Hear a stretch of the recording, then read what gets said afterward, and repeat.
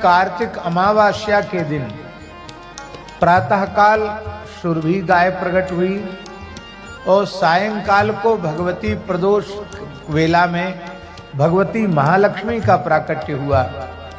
इसलिए कार्तिक अमावस्या दीपावली को प्रातःकाल प्राकट्य होने के कारण गाय पहले प्रकट हुई और लक्ष्मी जी सायंकाल को प्रकट हुई।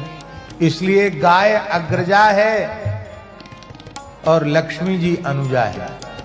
इसलिए भारतवर्ष की परंपरा रही है, आज भी भारतवर्ष के बहुत बड़े भूखंड में दीपावली के दिन प्रातःकाल गो पूजन की परंपरा है। ब्रज में भी रही है, बुंदेलखंड में भी रही है और पूरे छत्तीसगढ़ में, बिहार में, बंगाल में, सब जगह दीपावली के दिन गो माता के पूजन की परंपरा रही है। वस्तुतः सच्ची बात यह है, जो दीपावली को प्रातः गो पूजन करते हैं उन्हीं का पूजन लक्ष्मी जी सायंकाल को स्वीकार करती है। इसलिए प्रत्येक गौशालाओं में जाकर के पूजन उस दिन अवश्य करना चाहिए और उतना कथनचित संभव न होवे तो गो माता के चित्रपट का ही प्रातःकाल पूजन कर लेना चाहिए, पर गो पूजन, गो स्मरण दीपावली के दिन अवश्य करना चाहिए। कार्तिक अमावस्या के दिन प्रातःकाल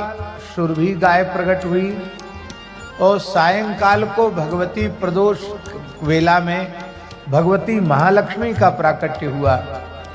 इसलिए कार्तिक अमावस्या दीपावली को प्रातःकाल प्राकट्य होने के कारण गाय पहले प्रकट हुई और लक्ष्मी जी सायंकाल को प्रकट हुई। इसलिए गाय अग्रजा है और लक्ष्मी जी अनुजा है।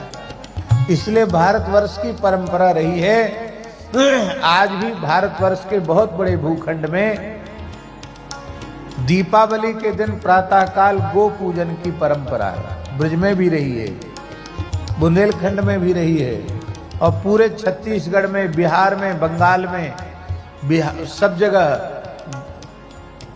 दीपावली के दिन गो माता के पूजन की परंपरा रही है। वस्तुतः सच्ची बात यह है, जो दीपावली को प्रातः गो पूजन करते हैं उन्हीं का पूजन लक्ष्मी जी सायंकाल को स्वीकार करती है। इसलिए प्रत्येक गौशालाओं में जाकर के पूजन उस दिन अवश्य करना चाहिए और उतना कथनचित संभव न होवे तो गो माता के चित्रपट का ही प्रातःकाल पूजन कर लेना चाहिए, पर गो पूजन, गो स्मरण दीपावली के दिन अवश्य करना चाहिए।